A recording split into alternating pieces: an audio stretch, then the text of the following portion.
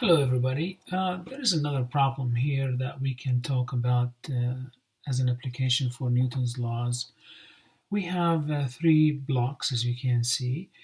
They're sitting on the 5 kilogram block is sitting on a table and attached through ropes or like massless strings to a 1 kilogram block on the left and 3 kilogram block on the right.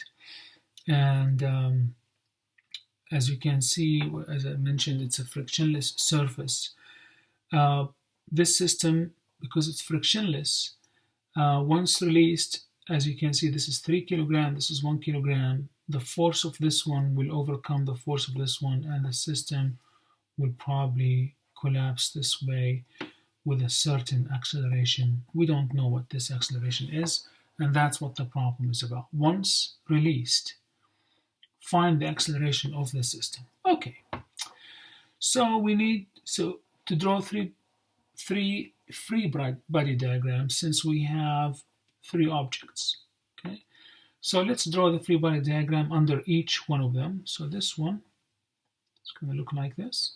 So the object is going to be here, and I'm going to put this force here. That's the force of gravity, and the force of gravity is equal to mass times g. And sometimes it's a good idea just to plug in the numbers. Mass is 1 kilogram and g is 9.8, so that would be 9.8 Newton. Okay, and the force up here is going to be, I'm going to call it T. All right, now let's go to this object because it's similar to this one. So I'm going to draw the free body diagram for this one as well. And as we know, we have a force of gravity coming down like this. And the force of gravity is going to be mass of this times g. And the mass 3 times 9.8 is actually 29.4 Newton. And above here is going to be what? Because it's away from the object of interest, that's also tension. Now this tension here is different from the tension here and here. It's definitely different. So I'm going to call this one tension number 1. I'm going to call this one tension number 2. Okay? So if that's tension number 1, that should be tension number 1. If that's tension number 2, this should be tension number 2. Okay? Now let's draw the free body diagram for this object, the 5 kilogram one. Again, it's a frictionless surface, so probably we wouldn't need the y part, so I'm going to just draw the x part. So this is the object here, as you can see, and there is T1 away from it, and also T2 away from it, like that. So we have three objects.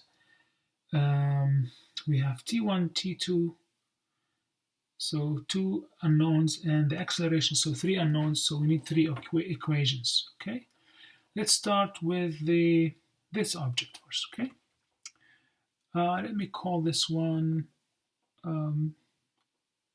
object number 1, and this is object number 2, and this is object number 3. Okay, so for object number 1, I'm going to say summation over Fy, because it's in the y direction, is equal to the mass of object number 1 times the acceleration.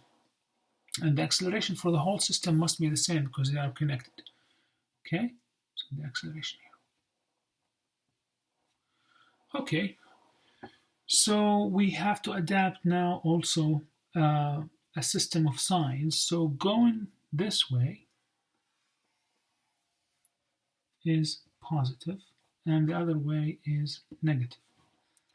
So T2 is positive and minus 9.8, so I'm going to say T2 minus 9.8 is equal to 1 times acceleration, which is acceleration. And that's it for this equation. We can't do anything about it, so I'm going to table it. Okay. Now let's do this object. Well, let's do number 2 first, okay, since we are Number 2, we have this positive, negative, so T1 minus T2 is equal to mass of the object, which is 5 times A. We can't do much with that one. I'm going to call it number 2. Now let's go to the object number 3. So this way is positive, so that force is 29.4 minus T1 is equal to 3 times the acceleration. So 3 times A. That's equation number 3. Okay. Now we have 3 equations with 3 unknowns. We just have to, solve together all of them. So if I will take equation number 2 and write it in terms of one of the t's. So I'm going to take equation number 2, this one. I'm going to write it in terms of T1. T1 is equal to 5A minus or plus T2. I'm going to call this equation number 2 prime. Okay. Now what can I do? So I'm looking at the 3 equations. I'm not sure what to do. So maybe I can put 2 prime into 3. Okay. So let's take this one here. So I'm going to say 29.4 minus T1, which is what? Minus 5A minus T2 is equal to what? 3A. Okay, good. And I have T2. All right, so I have T2 here is written. So I can write this here. T2 is equal to 9.8 plus A.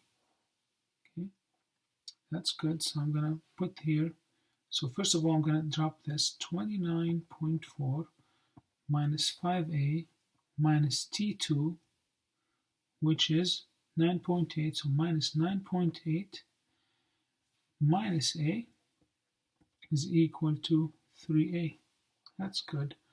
So I'm going to take the minus A, so with minus 5A, that's minus 6A. The other side, plus 6A. So that plus 6A plus 3A, that's 9A. And I'm left up here with 29.4 minus 9.8. 29.4 minus 9.8 is actually 19.6 is equal to 9A. Divide by 9, divide by 9. So A is equal to 2.18 meters per second square. Okay, that's how you solve this problem. It's kind of like a long problem, but organization makes a big difference with this one because you have 3 equations and you need to know what to cancel. You can find then what the tension T1 is, what the tension T2. Once you find this, for example, if you want to find what T1 is, you can just plug A here, and you can find T1. Then once you find T1, you can find T2, and so on.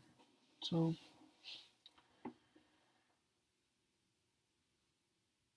that's what it is for this problem.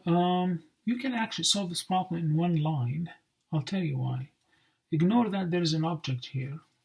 Okay, you can say all the forces acting on these 3 objects must actually equal mass times of the acceleration. So what are the forces? This force and this force. So this force, I'm going to put it positive because it's going to, so 3 times 9.8 minus 1 times 9.8, which is 9.8, okay, is equal to the total mass, which is 3 plus 5 plus 1, which is what? 9, times the acceleration. So that's actually F equals ma. All the forces equals the mass times acceleration. All the forces, this one force minus this force is equal to mass, total mass, which is 9 times A. And if you look at this equation, it's exactly as this equation. because 3 times 9.8 is 29.4 minus 9. That's equal to 9a, and solving a is going to be 2.18